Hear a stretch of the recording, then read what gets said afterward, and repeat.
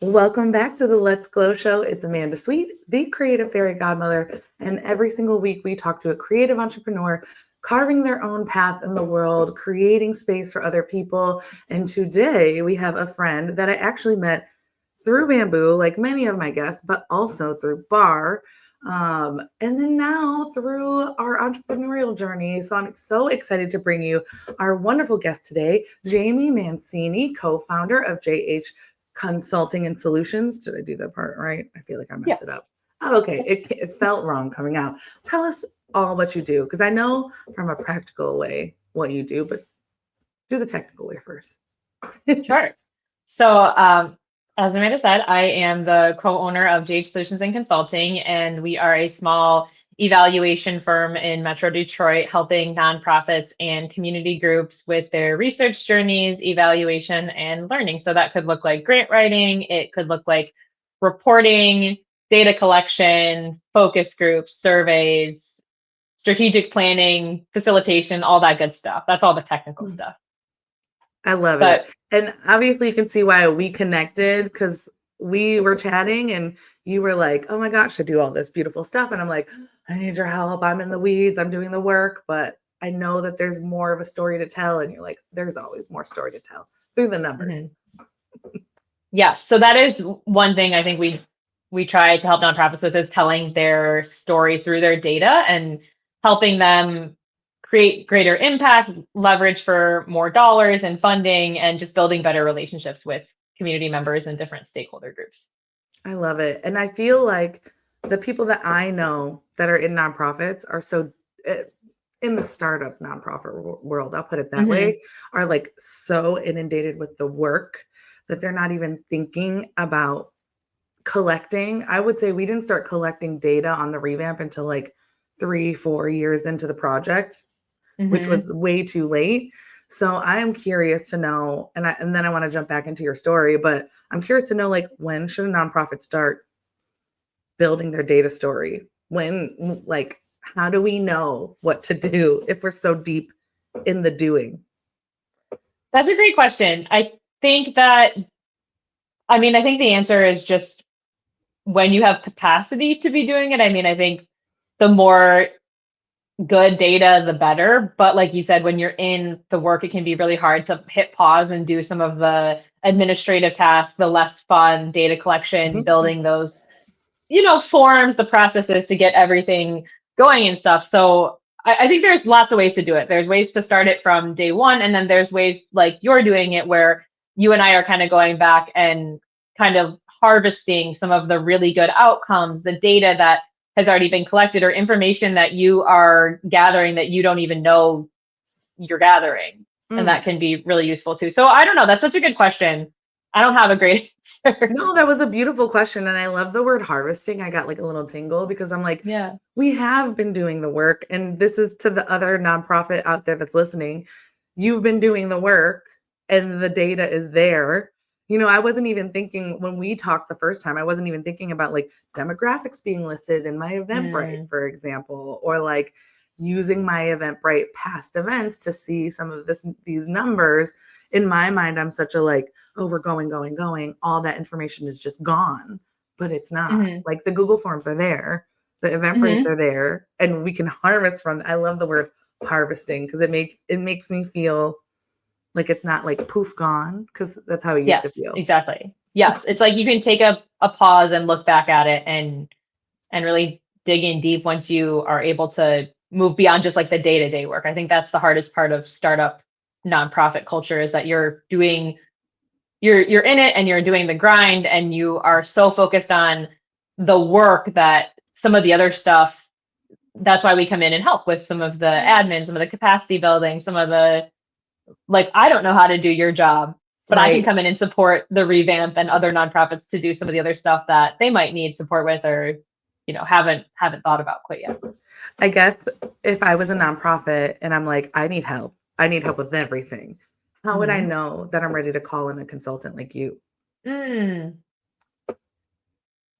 such a good That's another. question. And I guess it's probably dependent, right? Depends on the I group. think it's totally dependent. I think one of the things that my co-founder Hannah and I try to really, I don't don't know if the word is demystify or dispel, is that consultants are expensive. Like we want to make sure that our work is approachable and accessible to all different groups. So whether you are a startup where you have all volunteer staff or you have a paid staff with people that just need a little bit of extra help, like I think just you're ready when you start getting curious about your data, when you start getting curious about the impact you're having. I think curiosity drives a lot of our work, and so we welcome all the emails and calls just to explore what's possible. And whether it's just a phone call to say, like, a brainstorming session just to find out what you're into and what your nonprofit is up to, or community group, or if you're ready to launch your very first project, there's lots of ways to do it. So I would say, like, don't let the word consultant or evaluation scare you, but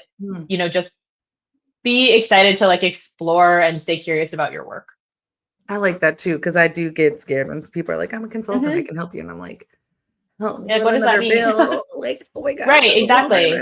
Because if you're at your capacity and everybody's volunteer, which is the boat that we're in at the revamp right now, it can feel scary, even if it's exactly what you need in that moment to get you over the scary hump, and then you get to a new one, which means you're growing. You know what I mean? Yes. So what I caught myself doing is we did a workshop session, and the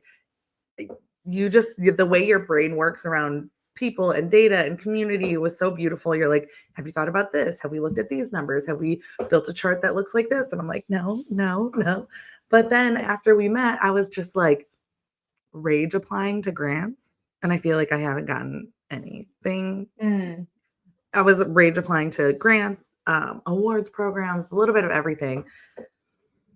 And the question that's coming to my mind right now is, like, how do I know if I'm applying to the right grant for me? Like, does every nonprofit go through this phase where, like, I'll just apply to everything and see what comes in and, like, pray that I get a couple dollars here, a couple dollars there, and it can float me around? Because there was a point where grants weren't even in my peripheral. I was just like, we're just going to barrel through it. And I had a day job. So I was like, it's fine.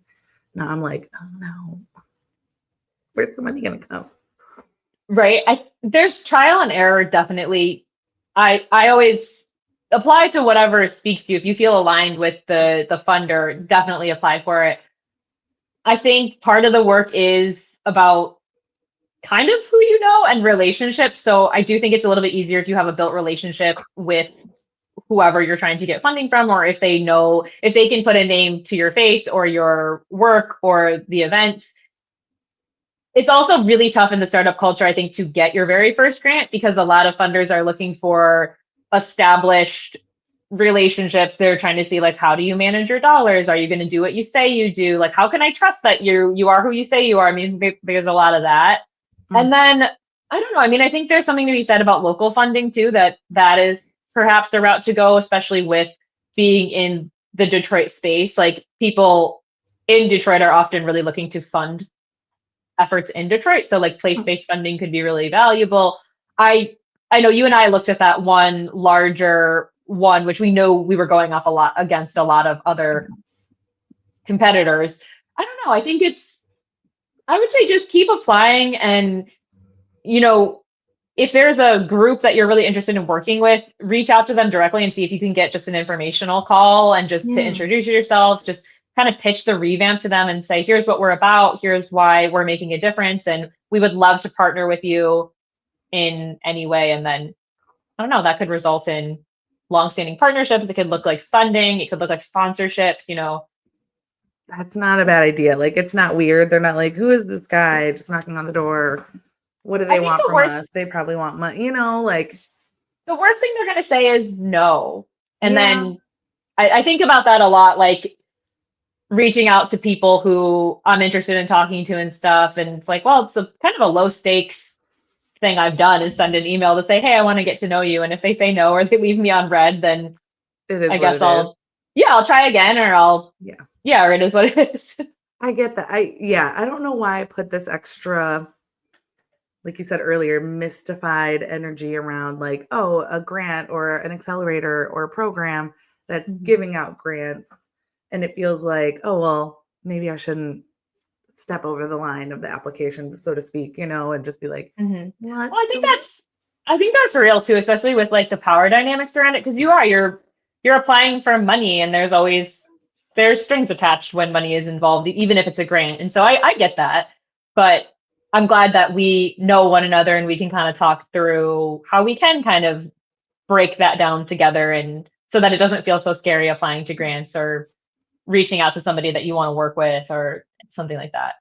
I love that though, because it makes it feel more relational, and that's what I'm Hmm. good at. And I feel like a lot of people in the nonprofit space are good at building relationships, and that's probably why they're in this space, in the community building part. And so, yeah, just having a coffee and being like, "What's up?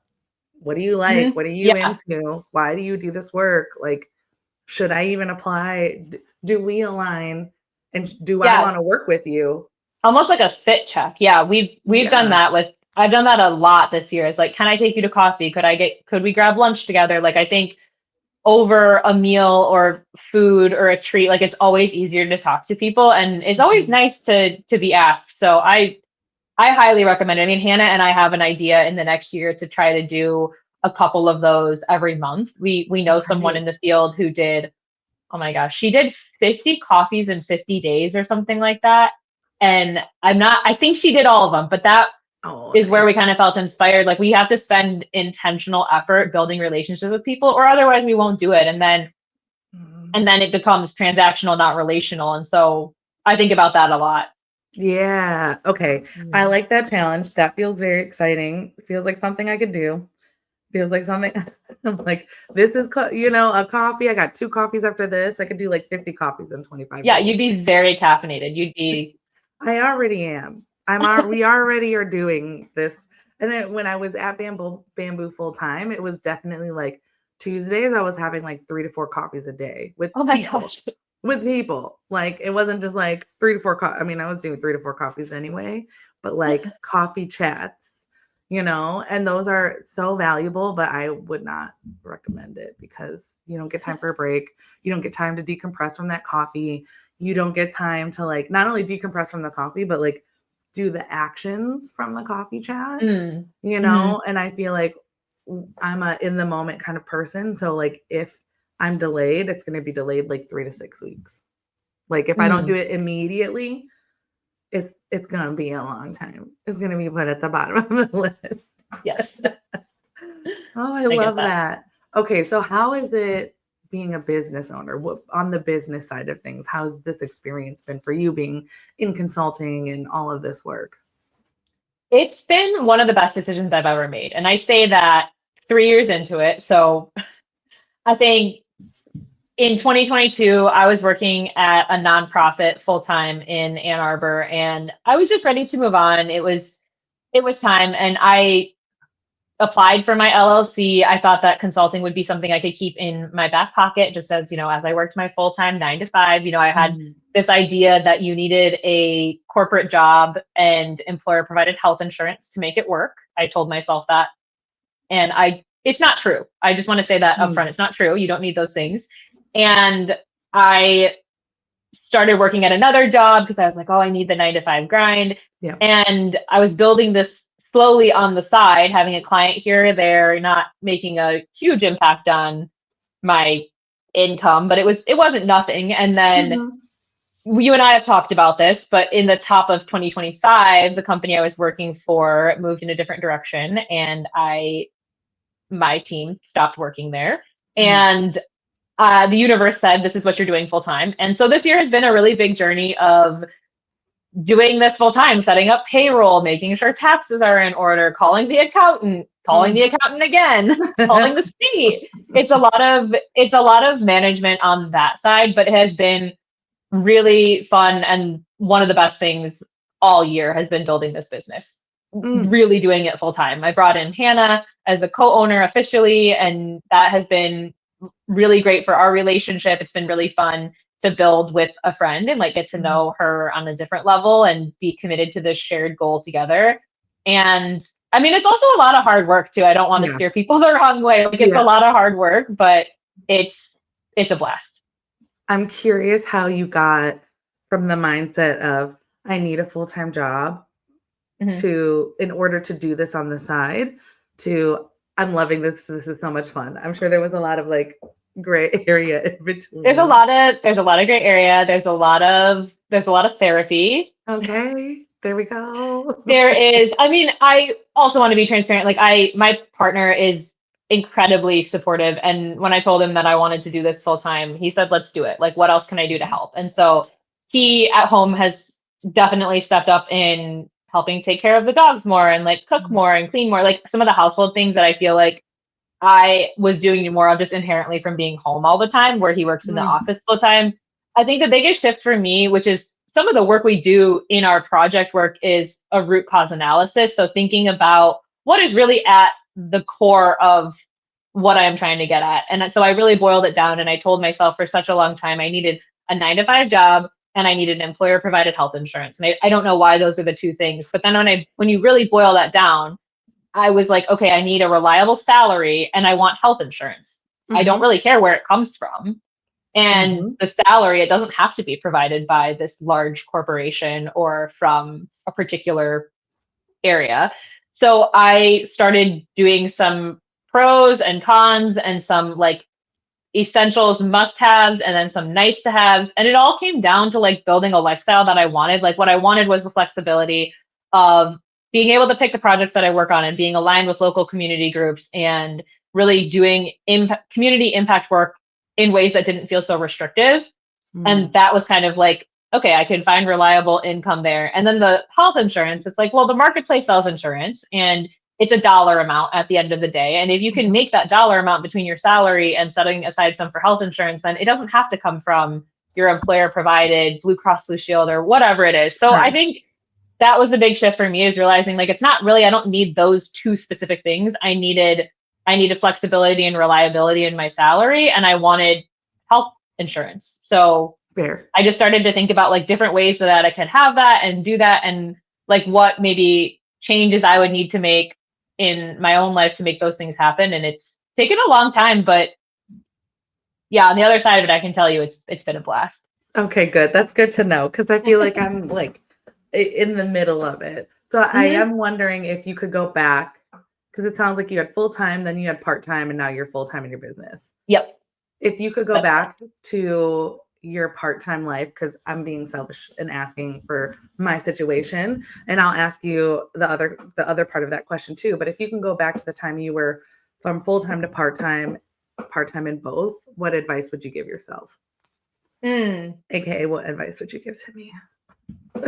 The advice I would give to you while you're in kind of the messy middle piece of it, because I still feel like I'm there sometimes too, because it's still the very first year of this full time. I would remind you that you're doing it, because I think sometimes day to day it's just like, is it working? Am I doing the right thing? And I just would remind you that you are doing it, and that I don't know, like nothing lasts forever. I think I got stuck in the middle too and was like, oh my God, am I going to be forever working 2 jobs or, hustling all the time? And it takes a long time to build. And then I feel like it'll just happen. Yeah.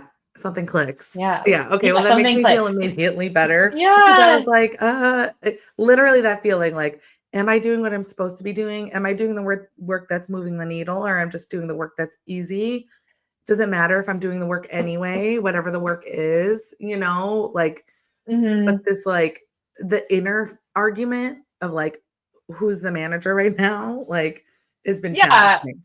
What my mentor said this to me a couple years ago when I was kind of having the same conversation, where I was like, oh my gosh, why did I quit my full-time job? What am I going to do? I don't have any, I need to do this. I want to do this more full-time. And she asked me, she's like, well, you know, like, you know who you are. And when you look back at your life, like when in your life have other things not worked out that you've set your mind to? And I think that's really important to think about too, because like I am very determined and I love to set a goal and then go after it. I think it's really important. And I just thought that was very grounding to hear from someone else who knew me, was like, well, this will be okay. Like, she's like, I don't know why you're freaking out. Yeah. Yeah. You've done it before. You'll do it again. It feels big, especially when your bank account is involved. You know what I mean? It's one thing when it's like, oh, I've been saying this, I've been feeling this feeling, and I've been saying it out loud, where it's like, at one point I could just like go to work on Monday morning. And like, Mm, who cares if the side hustle didn't earn anything, because I could just go to work and pay off the expenses. And like, mhm, so I could get a little bit more wishy-washy with the way that I was approaching it. And somebody mhm, else told me that being a business owner is like a mirror of self, and like all of the things mm. that you lack or have show themselves very quickly. And I was like, oh wow, Oh. I can see that when I was operating the revamp full time at my business, it was just like whenever I had time, just whenever I had Mm. time. And it would be sprinkled here, sprinkled there, inconsistent. And now I'm in the space where I'm supposed to be consistent, but my experience with this project is inconsistent. And so I'm like redefining what it looks like, but it feels weird. It feels weird. I'm like, Yeah, I'm sure. go ahead. Oh, I was just gonna say it absolutely feels weird, but you're also in control of it too. So you get to Yeah. decide, which is I think a beautiful part of being the boss, right? Is like deciding what feels good, what doesn't feel good, being able to create your own culture and your own boundaries around it too. I mean, I think that is really critical too. Mm-hmm. And you asked about like what advice I would give you. I mean, I think it's definitely that you are doing it and nothing lasts forever, but also like setting healthy boundaries for yourself and just, I don't know, being patient. I know that's really hard to do too. Yeah. I'm Yeah. curious what advice you would give to yourself if you were in your first month of full time. Like, you're full time now in your business. It's the first month, or I know you're still in the first year, but like, let's talk about Mhm. the first month. What advice are you giving to that person? Mm. I think I would tell her, don't count yourself out before you try. I think about that a lot, where I, yeah, the universe decided that I was no longer working at my corporate full-time job. And I had probably 3 weeks of feeling pretty sad and feeling disappointed. And I mean, I lost an incredible team, which Mm, that was really hard. I think emotionally, especially in a remote job in the pandemic, it's hard to lose that like yeah. community. And I was like, oh, I'll just do my side hustle. And then that's when I decided I was like, oh, I'm going to do it full time. And then I kept doing the thing where I was like, am I doing the right thing? Can I do this? Do people even need projects? Like, what am I Mm-hmm. doing? And that was before I had even like really hustled into like reaching out to people and asking for coffee chats and really doing the business development side of it. And so looking back on that, it being not even, I mean, 9-ish months ago, it feels completely different Mm. than it did in mid-January. Yeah. Well, I mean, it's been a whole baby term length, you know what I Mhm. mean? Yeah. Like, humans grow humans in that month, in that amount of time. So like, Yeah. I can imagine how much growth you've experienced as a business owner, as a person, as, Hmm. like on the admin side of it as well, like forecasting, strategizing, all that stuff. Like, even I've been part-time since July. So Hmm. July, 3 months it Yeah. feels like it's been eons. I'm like, oh my God, it's taking forever. But then I look up and I'm like, oh wait, I'm like making progress. Like, things are Hmm. moving. But yeah, I can imagine how the first month could be like, because I'm still like, am I allowed to be like doing work on the revamp at like 1:30 p.m. or am I allowed to Right. like take a long lunch? Like, I'm asking myself these questions, like, am I allowed to do this? And I'm like, I think, no. yeah, it's like you get to build your whole day and you can say, I don't want to take meetings on Monday. I think for me, it was really tough to come off of the corporate consulting, like working more than 40 hours a week and like this expectation that you were just like on all the time, all the time. And so I think the first, probably most of February, I feel like I was coming down off of that just high level of attention to work. And Mm, now I don't even have notifications on my email. I don't keep the email inbox on my home screen. Like I don't, when I close my computer at the end of the day, I'm done with my computer for the end of the what day does and it's really your nice. work schedule look like for the week or the day? Because I'm curious, because I feel the same. I feel like even if I'm not working or I'm not focused, I feel tied to my desk from 8 to 5 minimally. Even And now? even now, it's only been 3 months, but I've been Yeah. working 40 hours a week since as long as I could, and I've been Yeah. working, you know what I mean? So, like, I feel not even like I feel like a soul tie. Like, I'm like, I can't leave my office space until 5:01.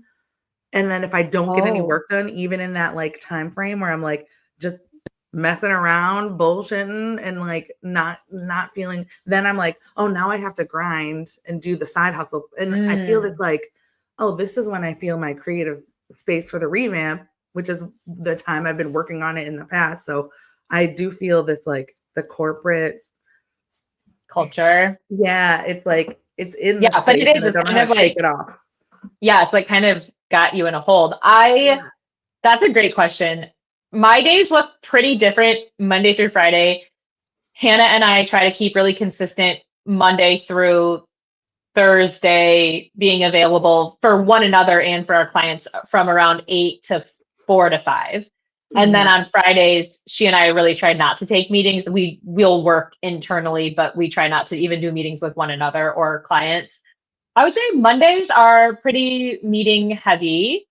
And Mhm. then like Tuesday, Wednesdays, it's like sprinkled in. And then I think like Wednesday, Thursday are my like deep work days where I feel like I'm like on my computer, not really talking to a lot of people, working on client deliverables, doing research, those type of things. But I have quite a bit of flexibility with how the day goes. I teach at bar 3, as you know, Mhm. early morning. So Yeah. before the sun is up, I'm at the studio. I teach some 6 and 7 a.m. classes. And so sometimes I'll get home by like 8 and I'll, check my email, I'll make breakfast, maybe walk one of the dogs, maybe do a load of laundry or the Yeah. dishes or like one household errand or chore. And then I'll like sit down and get into work. And so I think that's a nice way to start my day versus like, I don't know, waking up and immediately having to be on the computer. I try to be at Bamboo like 2 days a week.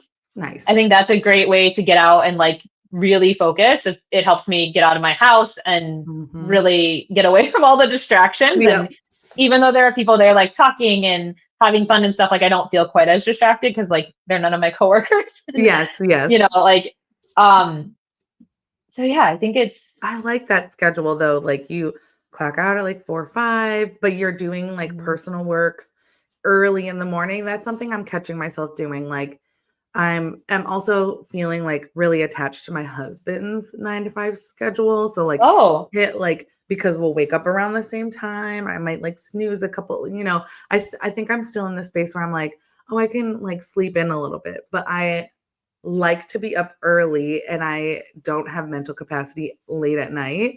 So Mm. my body and my intuition is saying, get up earlier, but not work, like Yeah, get up and earlier I love and a slow morning. oh, yeah, like, because I'll roll out of bed, but it'll be like 8:30, 9 o'clock, and then I'll, like, have to get right to it, which in Hmm. reality, I'm like, I don't know if I, like, really want that, but, like, you have Right. bar to pull you, like, "Time to get up, let's go," you know? Yeah, I think there was a period of time like earlier in the year when I would teach a very early class and I'd come home at like 7:30 or so, and then I would go back to bed until 9 or when I was still trying to figure out my schedule and stuff. And now I just feel like it's better for me to get up, get the day going. I mean, I love to sleep, don't get me Oh, wrong, I love but it, I try I to love I try to save that for it. the weekend because I also Yeah, like to go to bed early. So it's yes. like, What time do you usually go to bed?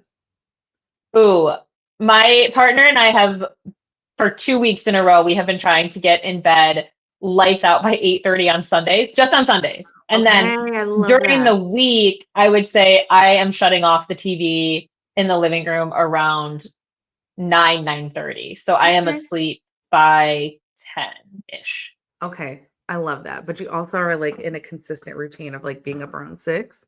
Well, probably earlier than Ish. that. Sometimes earlier for bar. And I will say one thing that really helps my bedtime and wake up routine is that the living room is a no phone zone. So Oh, basically after dinner, I sometimes shut my phone off at night and it sits in our kitchen and Nick will put his on the dining room table and we just don't the living room as a no phone zone, and then we don't scroll before bed, which was a very hard habit to break. But I think it helps reconnect in your house, and it just helps you be more present. And especially we have 2 dogs, which are it's fun to be with them at night, and like we don't just Yes. be on our phones. So Give them the like real FaceTime. You know what? Like I yeah, feel like I'm struggling with that, like the phone, but also like shutting down and like we've yeah, been turning off. We've been pushing and pushing our bedtime later and later. And so like we're feeling groggy and tired all day. And then we're Mhm. cranky and then we like make bad choices when it comes to like food or you know what I mean? So it's just like It impacts your whole ripple. day. Yeah. Yeah. And I feel like having a bedtime routine is something that we don't have, where we're like in the scrolling part, because like that's when we're Mm. we're decompressing, right? And we're like, okay, where it's like, the other thing is like food. We're trying to figure out when to eat food. And I know this has turned into like a Oh, schedule thing, but like it's no, like I get how do it. we like as any professional adult, like how are our parents? I get why our parents were so high strung because like they weren't talking to each other about this, but like we get home, we have to figure out what to eat, or I have to cook it, or we have to like prepare, Yeah. and so I'm just like, there's too many decisions. I need, so one thing that we're going to try to do, we're bringing, because I was meal prepping for a while Mhm. and it was great, but like the effort that it takes to meal prep for 2, 3 meals a day, for every day of the week. And It's then, like a whole afternoon to it do takes that. several hours to do that. Like all of Sunday, basically, it was taking me. And Mhm. I'm like, I just can't commit my only day off to cooking for us for the whole week. So we're gonna try Yeah. Blue Apron, and we've done Blue Apron before. Okay. But what we're gonna do this time, instead of 4 2-person meals, we're gonna get 2 4-person meals. So we cook Oh, okay. twice a week and have leftovers. And I don't have to think about grocery shopping and meals like what do we need to make? And here's the meat special. It All needs to right be there. it just Yeah. comes. So that like I'm curious what your experience with it is like with like food and because you're getting your workouts in, like Oh gosh, yes. oh yes. The meal prep side of it, I shop on Sundays. My partner and I will go to Kroger on Sundays, which actually we had a very bad experience this past Sunday. It was just like so Mm, hectic. And it was Sundays are all people busy. like, I know it was all the people that were like us. They're like, oh my gosh, we need to shop on Sunday. And Yes. so I said, I think I just have to do this during the week. Yeah. But we usually sit down, plan out the whole week. What are the evening plans? Are there evening plans where one of us isn't going to be home? If so, that night can be leftovers. Mm, And then I usually make like 1 to 2 meals, if you will, and then the rest of it is kind of like leftovers or just simple like protein, rice, and a vegetable. Just make it yeah. super simple. And so, yeah, I would say most of like Sunday afternoon we are prepping and washing and cooking all the things. But then it's nice because but it took us a long time to get there, right? And so like this past Sunday I made a big thing of lasagna and like there's still some in the fridge and it's tomorrow's going to be Thursday, I think, right? Yeah. Yeah. Yeah. I think we'll probably finish it tonight. But Yeah. That's perfect. yeah, and so I think I don't know, it's expensive. Shopping is expensive and I try to allow myself like 1 meal out a week and 1 coffee shop visit a week. Hmm. So that's kind of like my treat around like if we're gonna make all the meals at home, here's, Yeah. you can have like one lunch or one dinner out and one latte a week. I love that. And I think like we are getting to this point where we need to be a little bit more diligent when we were both like, thanks, dual income, no Hmm. kids, full-time salary. We're making bonuses every month. Everything's like Yeah, juicy. it's so We're much just, easier. oh my God, we could just do whatever we want. And now that we're not in that scenario anymore, we're choosing to go down this riskier route. We need to literally sit down and reset it. So we're gonna actually do that. We're gonna do November.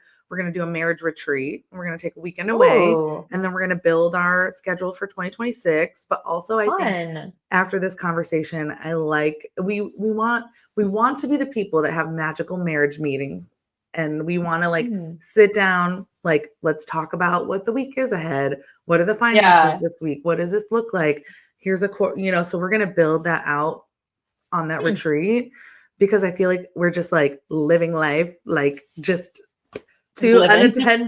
unattended adults just like trying to, we're like, okay, I guess DoorDash again, I guess Uber again, you know what I mean? Yeah. And it's just not like there is a cost to not investing in the strategy of our life. And we're seeing it. We're tired and, we're like Yeah. burnt out. And, I I think mean, I some think of that's it, real. yeah, I'm just like, what is happening? And we're like, oh, I guess we have to like do the parenting part to ourselves. So Yes. And I don't know, I kind of liked what you said about I want to be someone who has these magical marriage conversations. One of my friends uses that language a lot. She says, I want to be someone who X, Y, and mm, Z. So it's kind of like the manifestation of it, but it's shifting the mindset around. Like yeah, like instead of we're saying not, like, oh yeah, instead of being like like, we're I not. don't want to keep ordering takeout, Yes, shift it to be like, I want to be someone who meal preps or something. So it's like got a exactly. different I think about Energy. that. Yes. Like I want to be a person who X, but I do a no buy month once or twice a year where I try really hard not to eat out for a month or like buy anything new. And that doesn't, I mean, it does not include groceries. You can buy Mhm. obviously like household, toilet Needs. paper, those type of Sure. things, Yeah, but you're like, we're just we're roughing not it.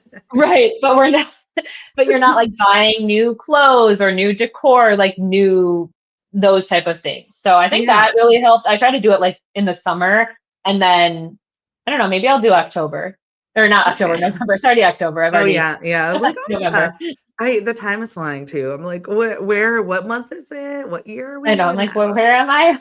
Yes, but I'm learning so much. Like I love that the no phone zone, like time lights because all of this stuff, even if it doesn't seem connected, is all of this is connected to how you show up in your business, how you're showing up for your clients, like how you're Yeah. showing up for yourself so that you can keep showing up for your community. Like I've been thinking a lot about what it means to be a community member. And there's, Mm, I'm at a point in my life where I'm like, I'm learning what the seasons look like and when I can be in community and then when I'm creating community. And I mm-hmm. can't do both at the same time, Mm. but I also can't expect myself to do both at the same time. Yeah, Because, I think that's an important distinction though too, yes, right? Like the seasons, the creating versus being. That's yeah, I like that. but I can't be in community whole if I'm not like being me in a whole way where I'm just like, I'm like the second I'm up, I'm working to the second I go to sleep, I'm working, it's like Mm-hmm. not cute. And then, No, you know, it's also just not realistic, I think, too. it, Like, yeah. And it doesn't yeah. have staying power, and I No. want to be in this, and I want our other business owners and nonprofits to be in this for the long haul. And what we don't want to happen is you burnt out and then you quit, and then you're like, Mm-hmm. screw it, let me just close and get a day job. Like, Mm-hmm. that's not, we don't want that. No. We don't want that at all. No. Okay. So I'm going to pull a couple cards. I Okay. want you to pick the numbers 1, 2, or 3, or pick a number 1 to 3. Pick a number 1 to 3. Mm-hmm. 3. Okay. So you got the Muse deck, and I'm Okay. curious what, you know what? Yeah. What kind of energy are you looking for today? Today, this week, this month? I am looking for calm. Ooh. I'm looking for how many words do you want? Or just like, Whatever feels good. oh, okay. I'm looking for like a little bit more balance. Mm-hmm. Just like I think I'm feeling relatively balanced, but I'd like to continue that. And I'd like to feel, I don't know. I liked what you said about like feeling whole, just like grounded, calm and grounded and balanced. And yes, I love it. So this is a non-traditional deck. I know you've never done tarot. You said you've never done tarot before. So this is Mm-mm. non-traditional. So in a traditional deck, the card I pulled would have been Pentacles. But in this, it's the 4 of Materials, which she looks like this. She's a gorgeous gal. Yes. So gorgeous. She's covered in roses. She's the number 4. Keywords are saying savings, checking on finances, creating solid foundations, resting on your laurels, a time to step into an abundance mindset, letting go of lack, building for the future, protecting and Mm. generosity. A shell full of shillings. There's a little poem. It says, the coveting, the scarcity, hoarding safety in a box. But really, freedom comes when generosity unlocks. Mm. I feel like what I'm feeling is you obviously love, not love, but like when I hear the things that you were finding as priority when you were getting into your business is security and stability. And I think Mm. from outside sources, but I think what I'm feeling from this card is that you've created stability internally. And you should also like receive that you have created stability for yourself internally and Mm. you're surrounded by it and it's I think growing and so. it's abundant. And the calm comes from a knowing of being able to just be like, I am safe. I am secure. Mm. It will all come to me. It's growing. It's building. It's becoming. And it's not like I have to like go out and like I have to go get security. Like we Yeah. have it. It's with Oh you. my gosh. Thank you. She's beautiful. Okay, we're gonna pull a card for our listener. Pick the numbers 1 or 2. 1. Okay, so this is a traditional deck. So this looks like this. So they're all Oh traditional yeah. decks are a little bit different. But what energy do you want to call for our listener? Ooh.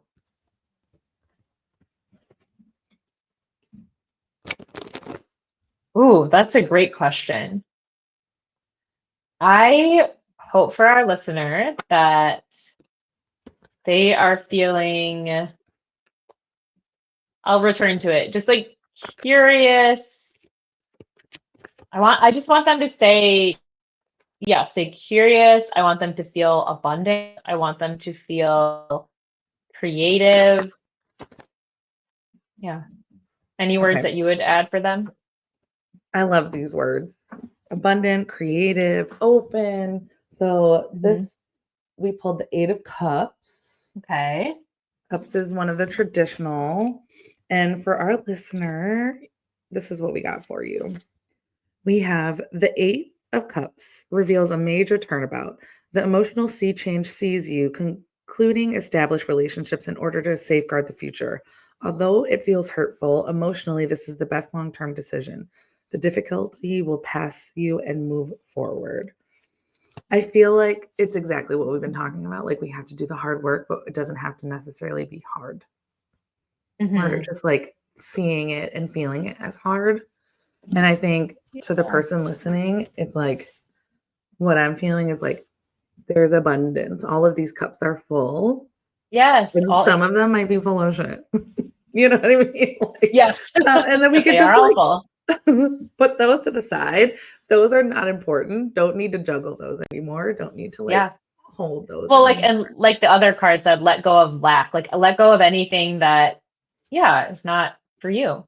Exactly. And fill up the cups with things that are serving you. And this goes for me too. Like sitting and scrolling on Instagram does not serve me, and Mm. like staying up way too late and like overthinking the work that I didn't do is not serving me. But it's Mm. making me feel stressy and it's making me Yeah. feel And full. And it's filling you up, but in a way that isn't exactly. helpful or fulfilling or yeah. Exactly. But there's other parts of me that I feel I'm looking over here. I've been doing more readings for myself. I've been doing journaling. I'm starting a spiritual cohort with MFA. And like, I just feel Ooh. like those things should and will take over the space in the cups that are filled with stuff that's not Yeah. for me and making me feel more Yeah. busy And unnecessarily. I think And that's, then go ahead. go ahead. Oh, I was just gonna say, I think that's totally true. And I think that there is something to be said about at some point, maybe scrolling or email notifications or those other things did serve us. And I think it's Mhm. okay to let those have a time and place and then let them go also. Like to acknowledge that maybe at some point they were for you and now they're not. Yeah, literally that part, like, where it's like, Mhm. I'm not that version of me anymore, and, like, Mhm. I've become a new version, and we just need to shed that skin, and I just pulled the last card, which is like, an angel card, oracle card, and it says Ooh, it's very pretty. she says, "Get lost," which I love in all the ways. I don't know if you saw Moana 2. Are you a I have Disney kid? not actually. No, I've Okay. only seen the first one. Well, there's a song called "Get Lost" in the Moana 2 movie, and I was obsessed with it for a little while, which was literally like, you have to go down a path that, like, you've never seen before. You have to become a Mm, version of you that you've never experienced before. Otherwise, like, you'll just be stuck in this rut where it's like, I'm just gonna be stuck mhm, in this, like, weird, I have to work from 9 to 5 energy and, like, only can work on the revamp, and I'm, like, stressing out right before bed. Like, that doesn't serve me. But if I don't lose myself, like, I will get lost in mhm. this old version. I don't know, that's how I'm feeling about it. Yeah, you've highlighted something for me here too. I think it does feel scary and like what does that mean, right? It means that you're experiencing, like you said, a different version of yourself, different actual experiences in your life of not having the 9 to 5 to tie you to it. And it's only been 3 months, but there's a person on the internet who wrote a little Instagram poem and it just says that all familiar things were once strange. And I think about Mhm. that a lot too with the exploration, the curiosity. Like, you know, I heard once too that like when you're feeling scared and stuff, you wouldn't go into a completely dark cave just alone. That would feel really scary. But if you take a flashlight with you and you shine light on the parts that do feel scary, and once you see them and experience them and feel them, they don't feel so scary. Like you can help Yeah. yourself, I don't know, do the exploration, be curious, try the new thing. Yeah, like let go of the corporate 9 to 5 mentality, the having to stay in your office till 5:01 Yeah. exactly, like but it does take time. And so I think about that a lot too. Like, yeah, there Yeah. were even 3 months ago, if you talked to Amanda 3 months ago and you said to her, Mhm. in 3 months, you will be doing the revamp Yeah. all the time, and you'd probably say, no way. Yeah, be like, And "Okay, whatever you say." Yeah, but here you are. I love the thought of, like, "Oh, just bring a flashlight with you." Like, a Hmm. tool that you know, and I Yes. think I am at this point in the business, and I think that there's a lot of people that are like, if I approach the work that I need to do, I'll be able to do more of the work that I want to do. And I know Mm. that there are people who are the flashlights. You are the flashlight that we can bring into this, Oh, like, into this scary part of, like, oh, we need to, like, look at our data. We need to look at our story. We need to look at our numbers. We need to get more. Because, like, calling in a consultant feels like you're taking it seriously. And taking it seriously mm. requires multiple things. It requires you to take yourself seriously. It takes Yeah. you taking your business seriously. It also requires you to do something to call in someone to do something that you can't do. So if you're a solopreneur, that could feel scary. But I Totally. have I have a friend, Demery, she was on the show before. She's the founder of Dream World, and she was texting me and she was like, "I need help. I can't do this all by myself." And I feel like she was like beating herself up about wanting help. And I was like, "Girl, you are employing people now. That is Yeah. the reframe. Is I need help. I can't do it all by myself. No, you've gotten so big now that you need to start employing people." And, like, Yeah. those are the things you should think about when you're bringing on a consultant, is like, now you're in the space where you're, like, employing people to do the work that you can't do because you have work that you can't do by yourself, which is Yeah. amazing. And I think too, what's important, we talked a little bit about this at the top, but working with consultants, there are so many people that you can seek support from, and it might take a couple fit checks or a couple meetings to figure out if that's the right person for you too. Like we acknowledge that we work in a particular way, and we want to make sure we're a really good fit for our partners, and sometimes we may not be, may not be the right people for a certain group, or maybe we don't offer the right type of project for them that they're looking Mhm. for, and I think that's okay too. Like Yeah. It's all trial and error. And so, yeah, I mean, and don't reinvent the wheel either. Like Yes. if you see somebody doing something that you want to do, or you see somebody who could help you do the thing, like reach out to them, just ask them Yeah. about it. Like it is a lot about putting yourself out there too, from the consultant side, and even to clients. Like I'll see Mhm. clients or like organizations that I really like doing the work, and I'll reach out to them and say like, hey, can we, yeah, go for coffee? I just love to hear more about your work. And not necessarily even for a pitch for a project, but just to get to know people. It's really important on both sides. I love it. Oh, I love it so much. Okay, I have two final questions for you. Okay. One, where can everybody find you? Ooh, you can find me on Instagram. It is private. I don't do a lot on there, but you can find me on Okay. there. My Instagram is Jamcini, JAMMCINI. And then on LinkedIn, you can find me at JH Solutions and Consulting. And those are the two main things where I do social media. Yay. Can like, or let's say that there's somebody in the audience that is interested in working with you. Are those the best ways to go? I would say LinkedIn, and then you can also email us at hello@jhsolutionsco.com. And it sounds like they want to get coffees. So if you like Oh, coffee and you like what she's got to say, absolutely. like Yes. be one We of the are 50. located, yes, we are located in the Bamboo Royal Oak co-working space. But yes, we are always down for a coffee, a little treat, a walk, whatever you want. We're happy to get to know you. I love it. Okay. And my last question for you is, what is the last piece of advice that you want to share to our listener today? That's such a good question. It can be a I couple think things. I think I mean, I already said it, but I would just emphasize, don't count yourself out before you try. That is one of the best pieces of advice I have ever been given. And I try to give it to people the same way. Just try. There's no harm in trying. And I hope that you surprise yourself.